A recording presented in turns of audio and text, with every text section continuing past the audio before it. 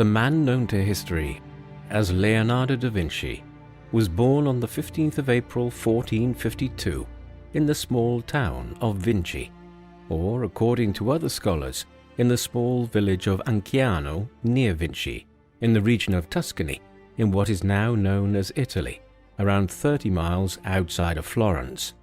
Da Vinci's father was Ser Piero da Vinci, who was born in 1426 and hailed from an upper-middle class and landowning family who had lived in the village of Vinci since the 13th century. Given their long-standing connection to their home village, the family adopted the village's name as their family name, prefixed with da, which literally means from, as in Leonardo from Vinci, a widespread practice during this time, while Ser, as in Ser Piero, is an honorific title for a lawyer.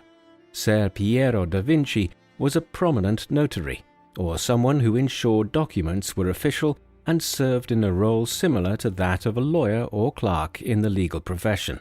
While working in this capacity, Piero spent much of his time in Florence, though sometime in 1451 he became romantically involved with Leonardo's mother, and the pair eventually conceived out of wedlock, which was particularly scandalous due to Piero's middle-class status. However, Leonardo's parents ignored the potential stigma and pronounced his birth openly.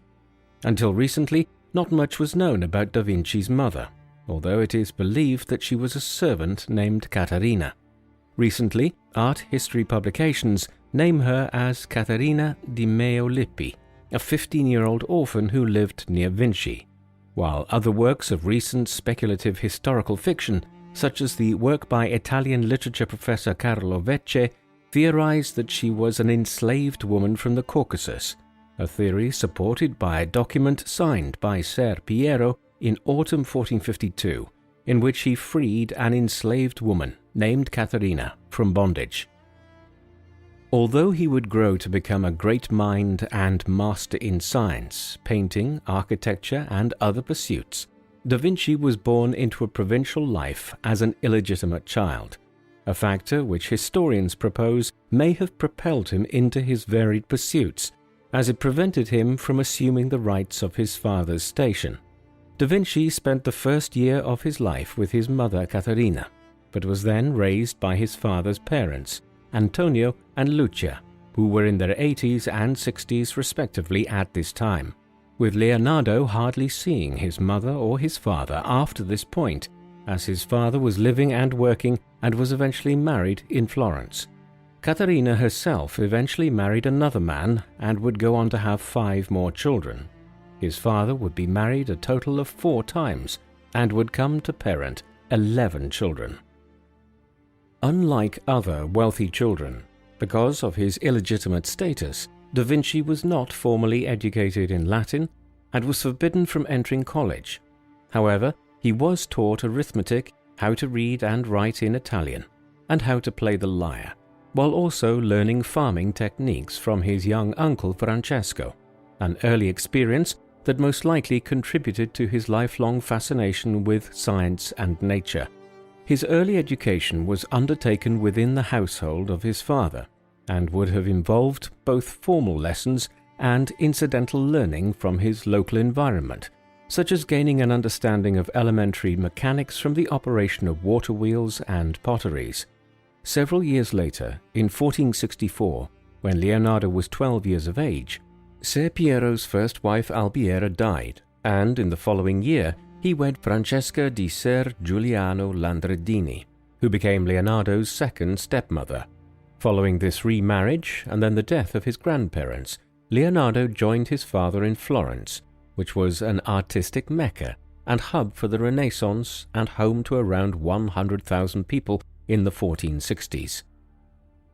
The Renaissance, literally meaning rebirth in French, refers to the renewed interest in classical Greek and Roman scholarship and art, as well as the rebirth of European culture after what was viewed as the academic and artistic downturn of the medieval period. The term was coined in 1855 by Jules Michelet in his work of the same name, which argued that the period saw the revival of classical writing, artwork, and related themes, deployed to meet a contemporary socio-political environment. In areas of Italy, reference was often made to the Roman Empire in nationalistic terms, as a way of highlighting the grand and impressive heritage of this collection of states. Importantly, it should be noted that the term Renaissance is what scholars call a Eurocentric term, meaning that although this period from the 14th to the 17th century saw a rebirth of European art and learning, in contrast to the previous Dark Ages, other places and people in Asia and the great Islamic empires had already been succeeding in innovations and scholarship in the previous period when Europe was stagnant. However, the term is useful in describing the greater movement of which Da Vinci was a leading figure. During the Renaissance, Italy was not yet unified. Instead, it was made up of powerful city-states and rural landscapes, and endured consistent wars between the urban elite and the papal state, a term which refers to the swathe of land with its own army that was controlled by the Pope and the Catholic Church. Moreover, nobility and those who controlled cities and land at this time commonly hailed from one of two groups: either those who still retained power and land from the feudal era, or the bourgeoisie who had flocked to the cities to make their fortunes or consolidate their wealth in banking, shipping, and other trades. Within Florence itself, there were also split factions and infighting, which is confirmed in the layout of the city streets during the Renaissance. Based on historic maps and written evidence, historians have remarked that a mixture of families lived in each neighborhood in Florence, without large visible income gaps. So, a wide variety of people and families from different trades might have occupied the same neighborhood, with a family from the nobility having lived in that same neighborhood for centuries, almost a sort of holdover from feudal times, should families and people need protection. Such an environment motivated many to acquire status symbols, which would demonstrate their wealth and societal position. In Florence, these symbols were commonly based on the arts. Private citizens with wealth invested heavily in sculptures, paintings, and jewelry as a means of demonstrating their taste and expensive lifestyle. It was this dynamic which fueled the rise of Florence as a center of the Renaissance, and the arts in particular, and it was this that gave Leonardo the opportunity to found his life as an artisan. Florence was one of the powerful city-states that made up Italy, and young Leonardo was one of the many to migrate from the country into the city during the 15th century, and there he grew accustomed to city life, including an after-dark curfew and impenetrable locks and security on buildings. As well as this, Florence itself was a walled city. Indeed, life was made turbulent not only due to wars and political intrigue, but also due to plague and famine, which periodically affected the population and led to a significant level of fear. During the 14th and 15th centuries, the Old Market and public squares were prime locations for political organizing and for communities to gather, and for Leonardo, the squares would have served as excellent opportunities for observing the human form, or perhaps gaining potential clients and patrons for his art. Some of the most significant movers of the artistic and political world of 14th, 15th, and 16th century Florence belonged to the powerful banking family, the Medicis, though their origins were as humble peasant farmers in Tuscany. In the 14th century, they migrated to Florence to take advantage of economic opportunities, and over the next couple of centuries, the Medici family would have members connected to the French throne as well as the papacy. Importantly for Leonardo da Vinci's story, the Medici and other powerful families were patrons of the arts, beginning with Cosimo Medici, who was born in 1389, and not only established the political legitimacy of the Medici during a time when many were suspicious of bankers, but also began the tradition of the Medici's art patronage. Cosimo was particularly interested in architecture, as exemplified by his support for sculptor Filippo Brunelleschi's design and implementation of the famous dome on the Cathedral of St. Mary the Flower, or the Cathedral of Florence, completed around 1436. Renaissance-era Florence was a hub for artistic and scholarly achievement, spurred in part by the aristocracy's interest and participation in the arts, and a cultural milieu that was motivated by both a revived interest in Greek and Roman history as well as humanist values. Humanism at the time of Leonardo was not the modern atheistic movement of the same name, but was an intellectual and aesthetic school which highlighted the centrality of humans and the development of the human experience through art and literature in reference to classical ideas. Da Vinci, along with other artists such as Michelangelo and Raphael, are considered to be the leaders of the so-called High Renaissance, referring to the period from the late 15th century to the mid-16th century, in which Renaissance art and science reached an all-time high in output. However, at this early phase of his life, Leonardo was not yet the rounded Renaissance man he would become. Rather, in 1464, he was the illegitimate son of a lawyer, and soon to be an artist's apprentice, and it was due to his illegitimate status that, upon arriving in Florence, Leonardo was unable to follow in his father's professional footsteps and become a lawyer. However, through his father's connections, he was able to become Florentine artist Andrea del Verrocchio's apprentice when he was 14 years old, although apprenticeships of the time would typically start a couple of years earlier, around the age of 12. Andrea del Verrocchio was born in 1435 in Florence.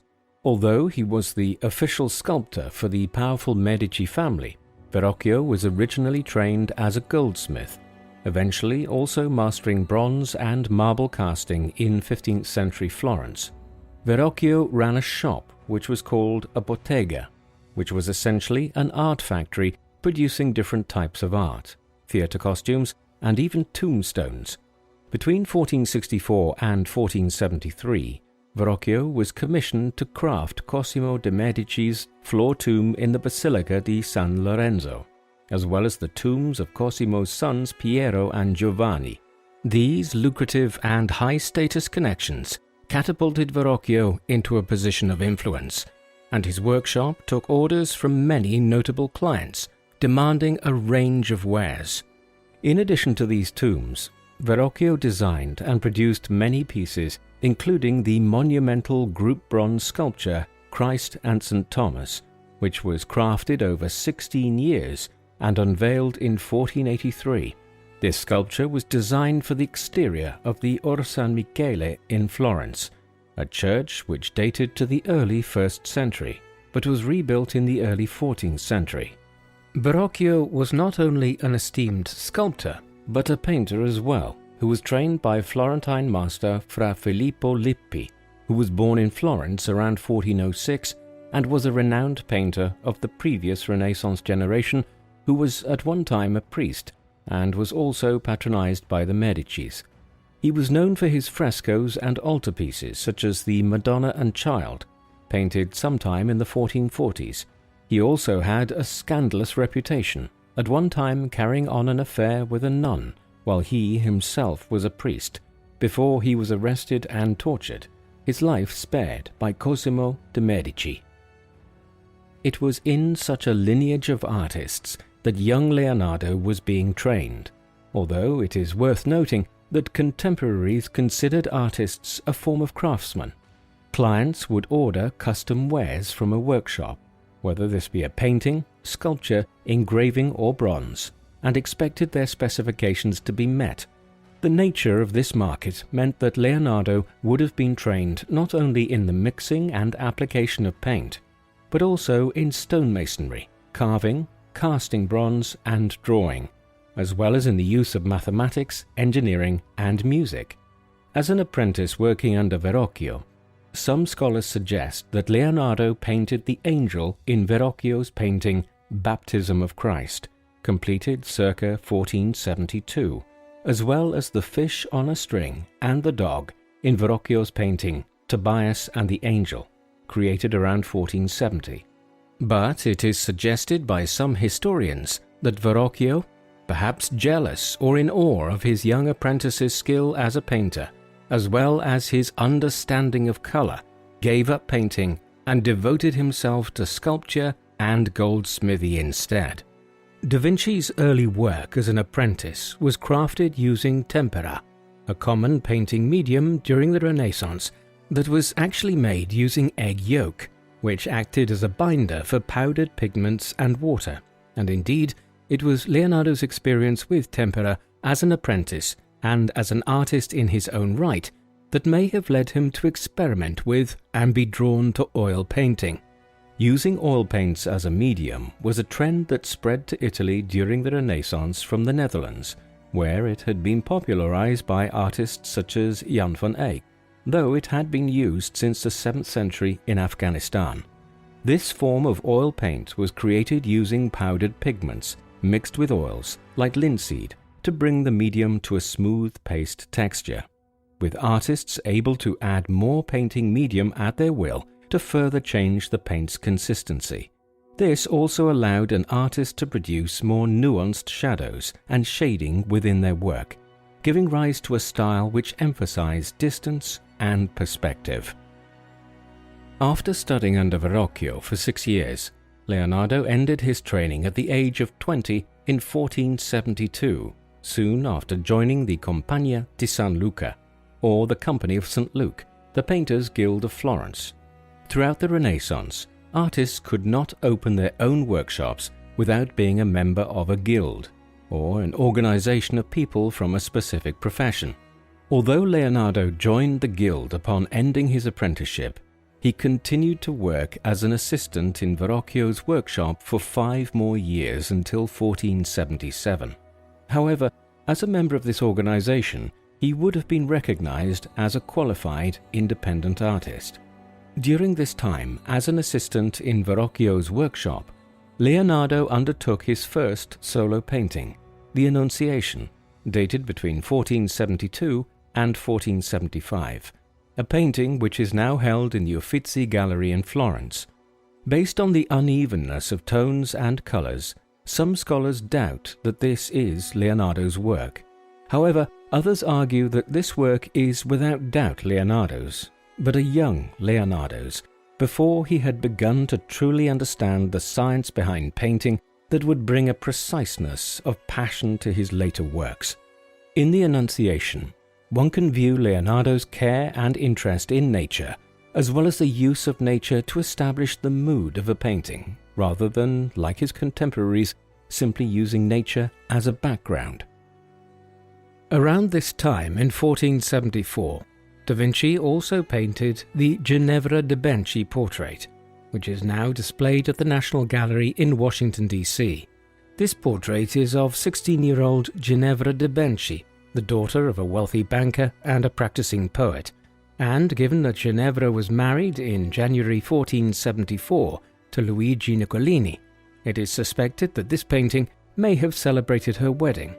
However, it may have also been commissioned by one of several admirers, including great Florentine leader and art patron Lorenzo de' Medici, Cosimo's grandson. Ginevra's portrait also has a reverse side in which "Beauty adorns virtue" is written in Latin, surrounded by a sprig of juniper to represent her name, as juniper in Romance dialect is Ginevra. The back of the painting is also decorated with laurel and palm leaves, while recent infrared scanning of the painting reveals another motto written in Latin, "Virtue and Honor," which was the motto of the Venetian ambassador to Florence, Bernardo Bembo. Bembo and Ginevra had an admiring platonic friendship, common at the time, and so it has also been mooted that the painting on the reverse side and the front portrait were actually commissioned by Bembo, although this, as well as suspicions of Lorenzo de' Medici's involvement, are unproven. Between 1474 and 1478, Da Vinci painted the Madonna of the Carnation, also known as the Virgin with the Vase of Flowers, or the Munich Madonna, as it is housed in the Alte Pinakothek Gallery in Munich, Germany. Although the style of this painting is similar to his other earlier work, The Annunciation, in terms of the method of painting, her plaited hair and the flowers in her vase, much of the painting remains difficult to decipher and analyze due to damage caused by previous poorly made restoration attempts. For example, the Madonna's head was entirely repainted using too much oil in the paint, leading some scholars to suggest that this was a Flemish technique and that the painting was in fact a Flemish copy. Da Vinci opened his own workshop in Florence in 1477, but although he received his first commission on the 10th of January 1478 to paint a nativity scene for the chapel of San Bernardo, for reasons unknown, but perhaps due to his distractible nature, Da Vinci never completed the assignment, despite being paid in advance, a commission which was later given to Domenico Ghirlandaio, a Florentine painter, but was eventually completed by Filippino Lippi. Whilst running his workshop, Leonardo struggled to find the regular patrons that were necessary to sustain his work. Yet, despite this, in his early years of independent work, he took on an apprentice of his own named Paolo da Firenze, a man concerning whom not much historical information remains, though we do know from Da Vinci's documents that he was skilled at marquetry, the art of using veneer to create small decorative designs on furniture, and through Leonardo's letters we know that he supposedly kept bad company and was eventually forced to flee the city.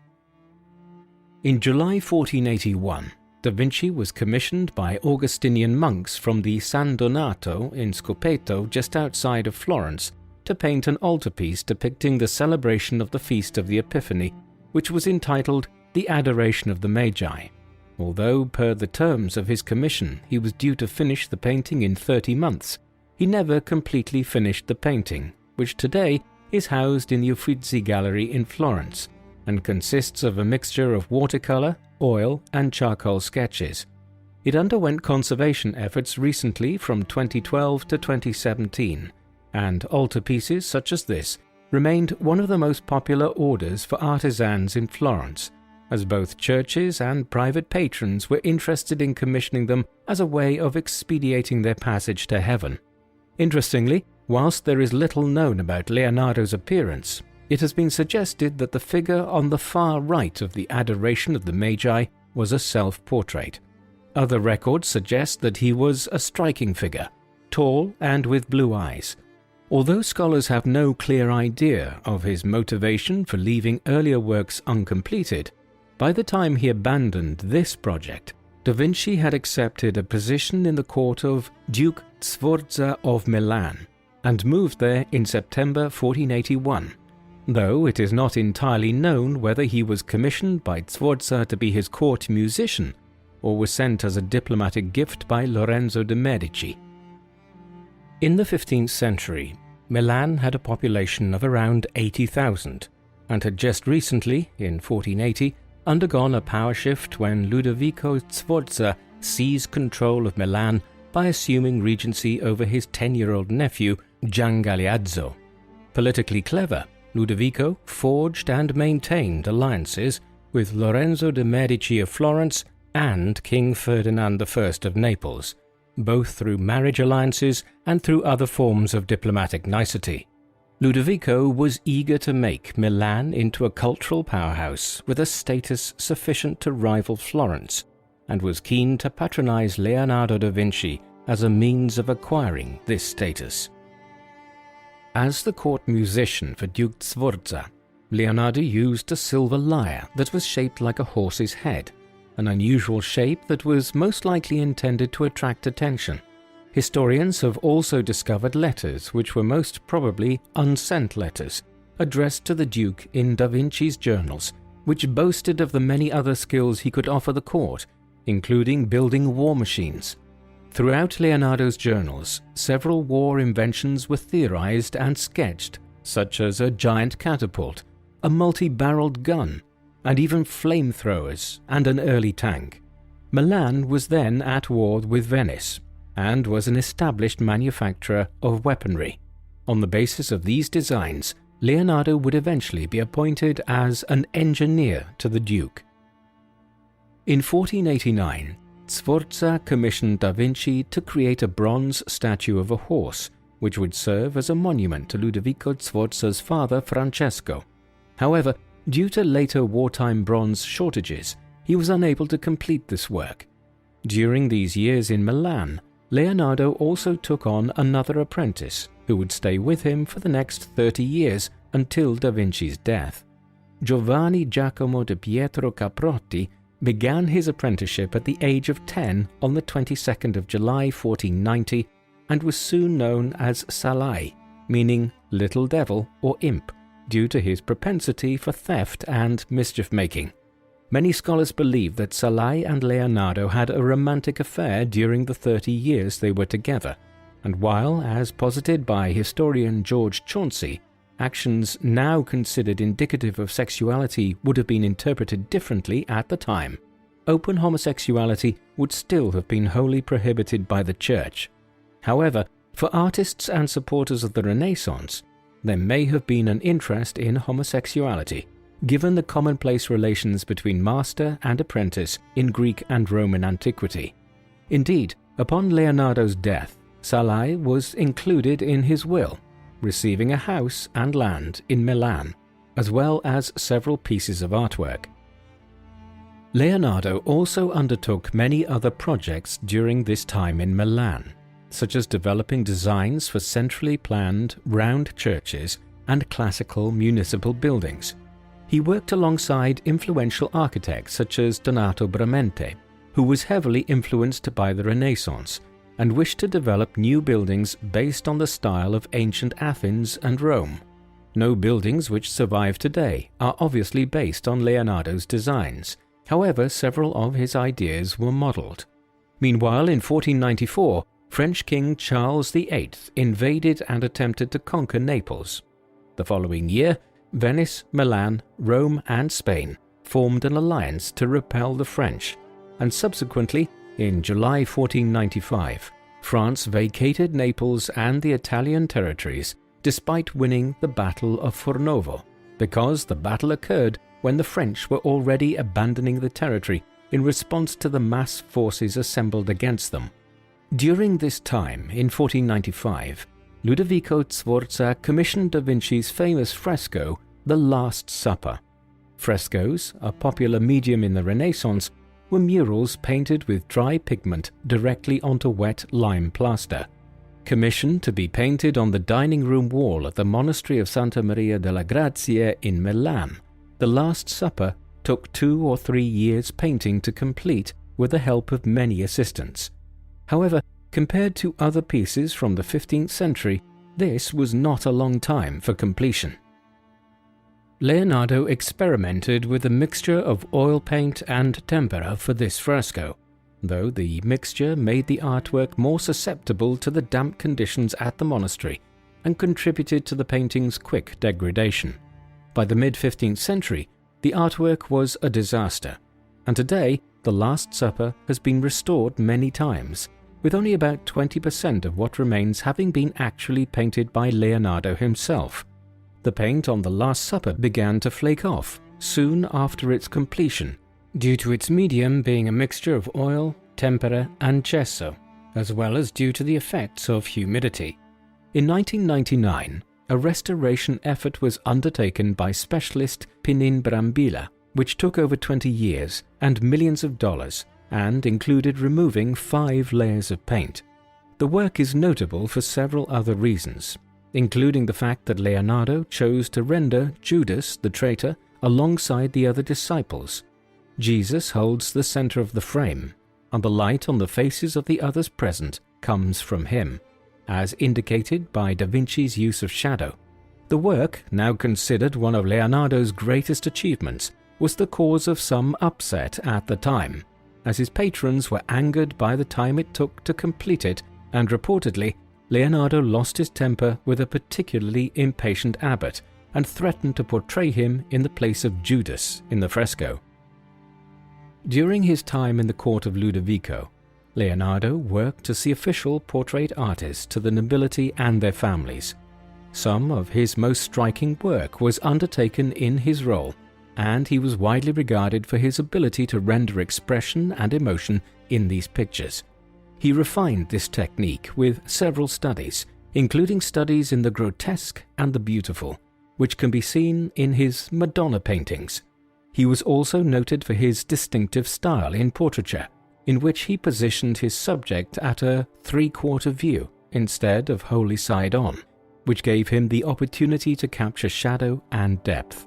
One of the most successful portraits he completed was that of Cecilia Gallerani, the mistress of Ludovico, in which he also rendered her dog, a clear indication of his capacity to capture the movement and emotion of both humans and animals in his work.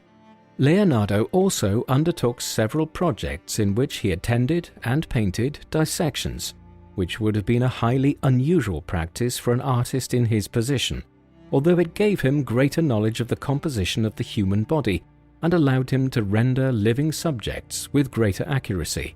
He also completed several studies in which he analyzed the effect of sunlight on a subject and worked to define shadow in precise detail in sketch form.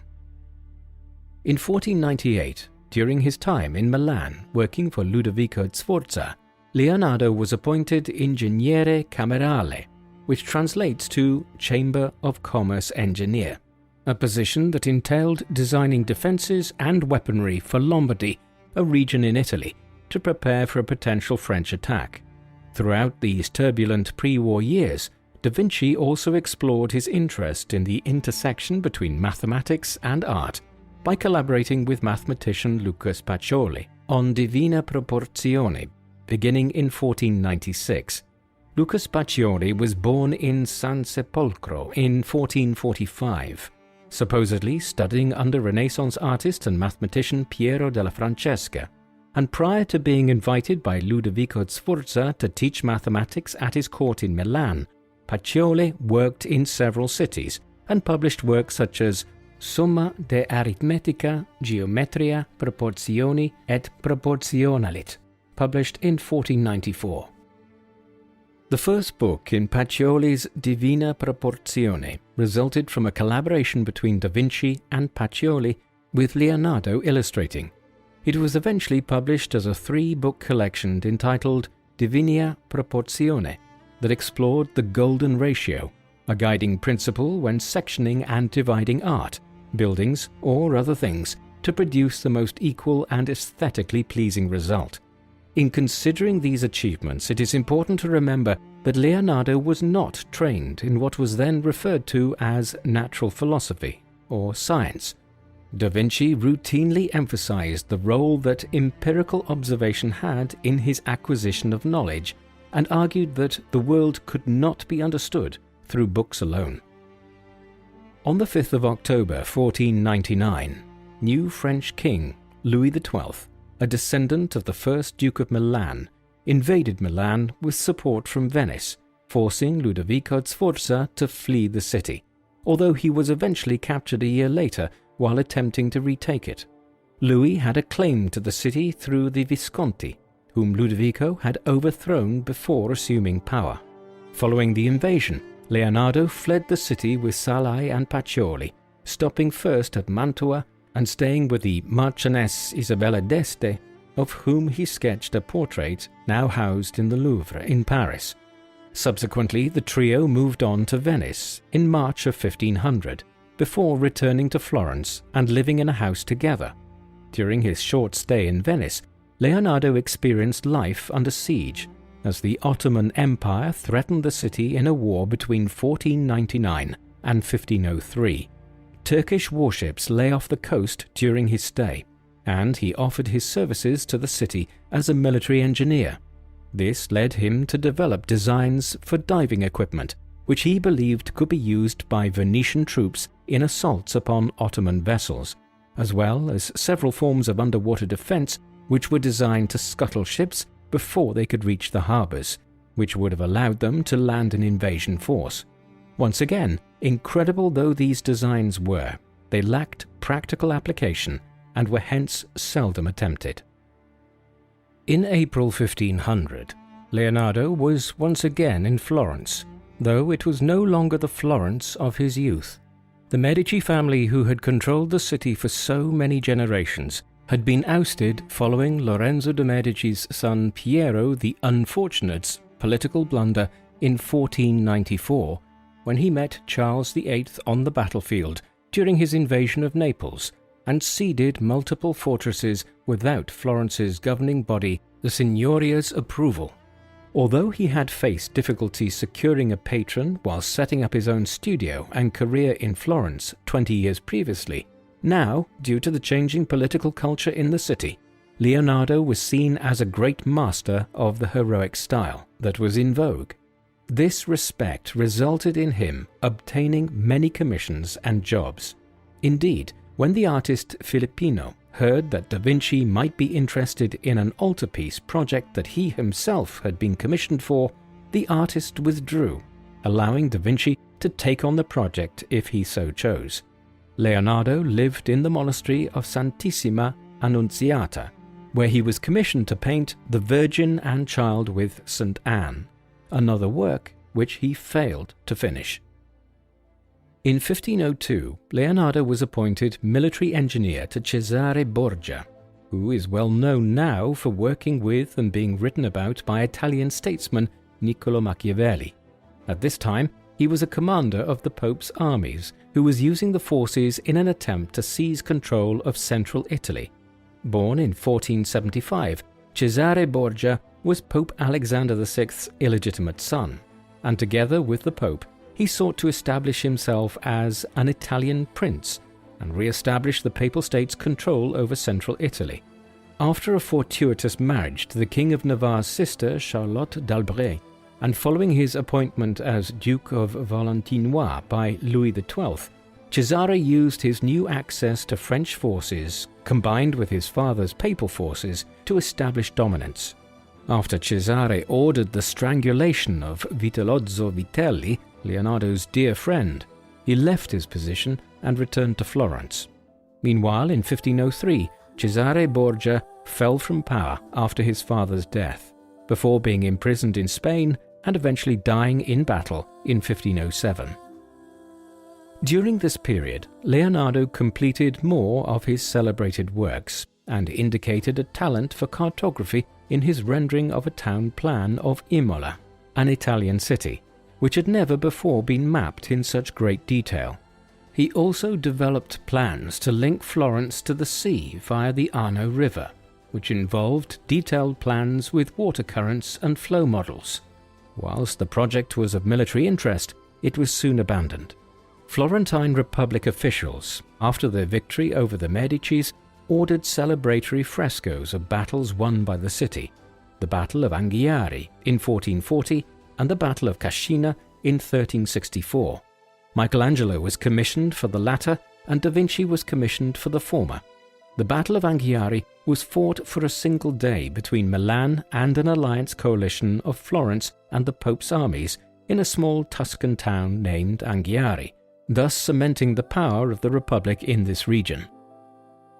Another leading figure in the Renaissance, Michelangelo di Lodovico Buonarroti, was born in Caprese, Tuscany, in 1475, making him 29 years old to Leonardo's 51 when they were commissioned by Florentine officials to produce some of Michelangelo's most famous works, such as the ceiling of the Sistine Chapel in Rome, which took 4 years to complete, finishing in 1508, while another famous work, his statue of David at the Piazza dei Signori, was completed in 1494.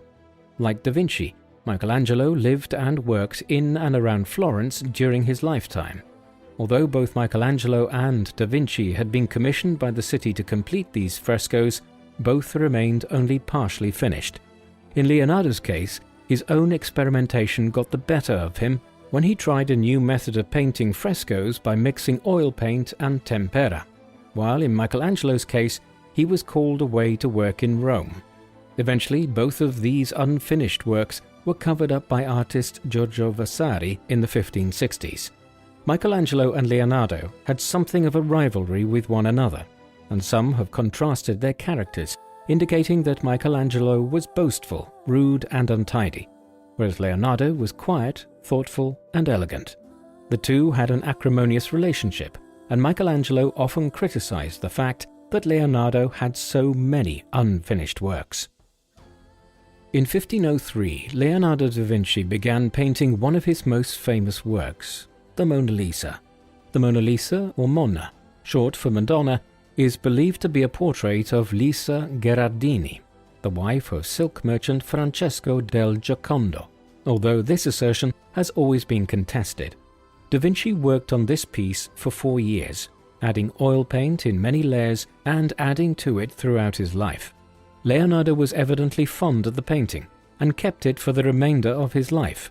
This remains a mystery in itself, as if the portrait had been commissioned, then it would generally have been handed straight to the sitter after completion.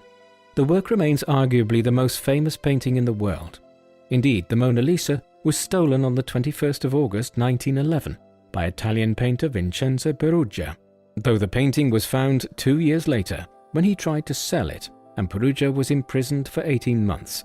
The painting is currently in the Louvre in Paris. In around 1507, Da Vinci was appointed as the court artist of King Louis XII of France, who was then based in Milan, holding on to the power that was wrested from the Sforzas. While employed by the French king, Da Vinci was paid a salary and painted and designed sets for plays, and though appointed court artist in 1508, his principal patron in Milan during these years of French control was Charles d'Amboise, the Lord of Chaumont, a French nobleman, Marshal of France, and governor of Milan from 1506 to 1511. Although never constructed, Da Vinci created plans for Charles' villa, as well as sketching plans for an oratory to be built for the church of Santa Maria alla Fontana, which, combining his love of science with art, included lavish gardens with hydraulic devices and aviaries. Da Vinci's architectural plans and drawings for d'Amboise included a loggia, or covered exterior corridor. Furthermore, some scholars posit that these designs were influenced by the Villa Poggioreale, home of the governor of Calabria, designed by Lorenzo de' Medici and realized in 1488 by Giuliano da Maiano. During this period, Da Vinci's propensity for unfinished projects was catching up with him. The Signoria received a letter from d'Amboise in May 1506, requesting that Da Vinci return to Milan to finish an unspecified work of art they had been promised, and that he had not delivered. Unfortunately, Da Vinci also owed unfinished work to the city of Florence, the Battle of Anghiari fresco. The Signoria granted Leonardo permission to travel to Milan and finish his projects for d'Amboise. However, by September 1506, d'Amboise wrote again to the Signoria requesting that Da Vinci stay longer in Milan to finish his work. This request was denied. In true Da Vinci fashion, he remained in Milan anyway, only returning to Florence to settle a personal lawsuit with his brother pertaining to his father, who had died in 1504. Leonardo took on several new apprentices at this time, although his own artistic output as a painter was limited.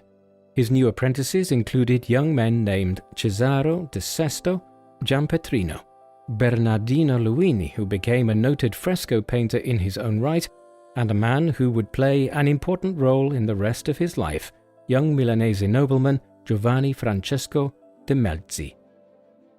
As with Salai, most scholars agree that Melzi and Da Vinci were romantically involved, and both Salai and Melzi served as Leonardo's muses throughout his life.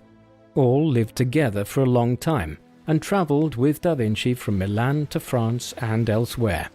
However, despite scholars like Sigmund Freud speculating about his sexuality, there are no blatant confirmations in Leonardo's journals, sketches, or works that can truly confirm this.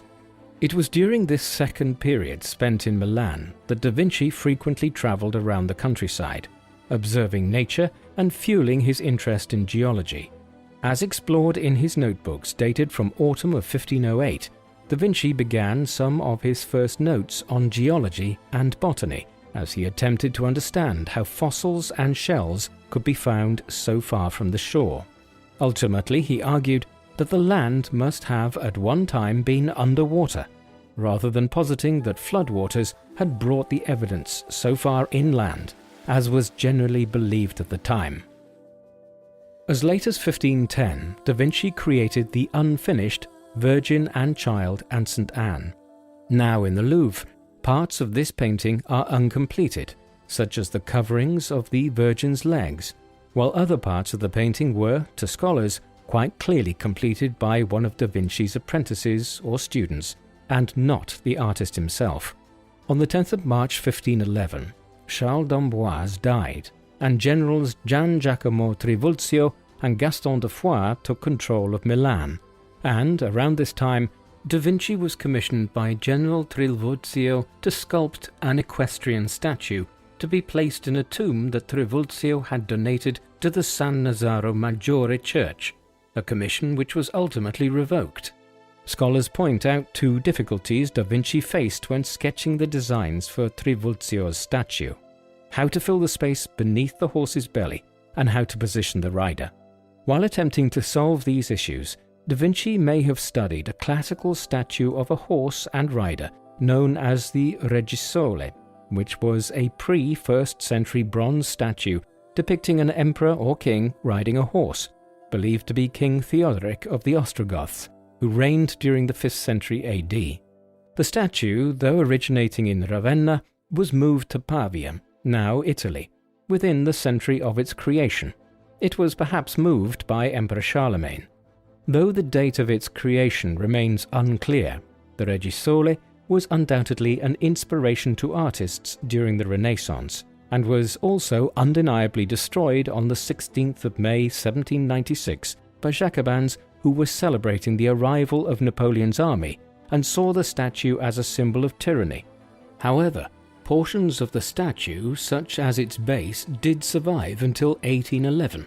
In 1937, the director of the Brera Academy, Francesco Messina, to celebrate the bi-millennial anniversary of Emperor Augustus's life, commissioned a replica of the destroyed Regisole, which was placed in the same spot in front of the Vicolo Regisole in Pavia.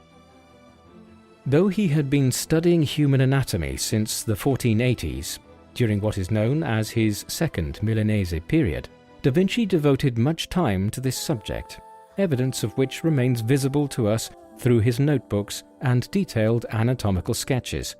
From a notebook dated around 1512, it is clear that Da Vinci drew one of the first drawings of a child in a womb. Around 1510, Da Vinci met and collaborated with Marc Antonio dalla Torre, a great anatomist. Torre was born in Verona in 1481, the son of a medical professor who trained in medicine and philosophy himself and went on to teach at the University of Padua and then later at the University of Pavia, though not much of his work remains today due to his premature death at the age of 30 from either cholera or the plague. Though many scholars attribute the excellence and accuracy of Leonardo's anatomical drawings to his collaboration with Torre, others point out that Da Vinci had been working on and thinking about anatomy for as long as Marc Antonio dalla Torre had been alive, and, based on his notebooks, it is believed that Da Vinci dissected more than 30 human corpses, studies that peaked in the early 1500s and resulted in around 200 total drawings of the human body. However, while other artists during the Renaissance dissected bodies to create studies for paintings, Da Vinci was motivated by curiosity about the anatomy itself, rather than to create a specific painting.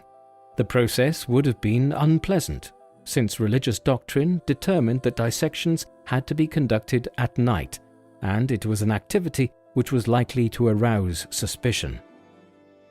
Meanwhile, in 1512, the Sforzas attempted to return to power in Milan when Ludovico Sforza's son Massimiliano, born in 1493, returned to the city with military power, backed by Switzerland. But despite this effort, the combined forces of France and Venice pushed the Sforzas out once again, with Massimiliano settling in Paris. A decade later, at Sforza, Ludovico's other son Francesco once again held the title of Duchy of Milan after being appointed by Charles V, though he was indeed the final Sforza to hold the title during this period. Amidst these continuing power struggles between the Milanese and the French, Leonardo went to live with 20-year-old Francesco Melzi, who remained a close companion and potential lover for the rest of Leonardo's life. Upon Leonardo's death, Melzi maintained control over many of his journals and his art. On the 24th of September 1513, Leonardo left Milan with Melzi and Salai, journeying to Rome, where he was hosted in the Belvedere of the Vatican by Giuliano de' Medici, Lorenzo de' Medici's son and the brother of the newly installed Pope Leo X, or Giovanni de' Medici. Many artists journeyed to Rome in these years to attempt to win Pope Leo's favor, including Renaissance artists Raphael and Michelangelo. During his residency in Rome from 1513 to 1516, the Pope approached Leonardo for assistance in crafting a plan for draining the Pontine Marshes, which was a malaria breeding ground and borderline uninhabitable. These were eventually drained and reclaimed for agricultural use in the 1930s, while Da Vinci's designs and plans, though not utilized for this purpose, can be viewed in the royal collection at Windsor Castle. Rome itself was still reeling from the Great Schism, which was concluded in 1417, a process which had seen two rival popes fight for power, between the papal seat in Rome and a challenger in Avignon in France. This reactionary period was manifested in Rome with a drive to center power and authority in the Vatican, which led to a period known as the High Renaissance. In 1516, Leonardo, Melzi and Salai sailed to France. The same year, the King Francis I of France invaded and captured Milan, again forcing the Sforzas from power. Although unable to find work and patrons in Italy, Da Vinci settled in France and became the official painter for King Francois I of France. Francois, or Francis I, became King of France on the 1st of January 1515, after the death of Louis XII. Francis had wed Louis XII's daughter Claude shortly before the king's death. Historians write that Francis invited Leonardo to his court purely to converse with him, which, by all accounts, they did every day. While in France, Da Vinci and Melzi lived in the small village of Clou, at a manor provided to them by King Francis, and it was here that Da Vinci created his famous self-portrait drawn in red chalk, now held in the Royal Library of Turin in Italy. The drawings are estimated to be from 1512, depicting Leonardo around the age of 60. Some posit that Da Vinci experienced paralysis leading up to his death from around this time, a claim based on an examination of some of his writings, such as a sheet from October 1517 in the Codex Atlantico, which was written by Leonardo while living in Clou, a large collection or journal of Leonardo's thoughts and sketches made up of 1,119 sheets, dated from 1478 to 1519. While examining the Codex, scholars noted that some shading lines are ragged and unclear, leading them to suspect that while Da Vinci maintained movement in his fingers, he lost movement of the arm itself. Many of the works he produced towards the end of his life were apocalyptic and concerned great floods and images of brute force. The last days of his life were spent trying to organize his many thousands of pages of notes, which, given their extent, he failed to complete. After living and growing into his later years in France, Leonardo da Vinci died on the 2nd of May 1519, at the age of 67. He was buried at the Church of Saint Florentin in Amboise, in France.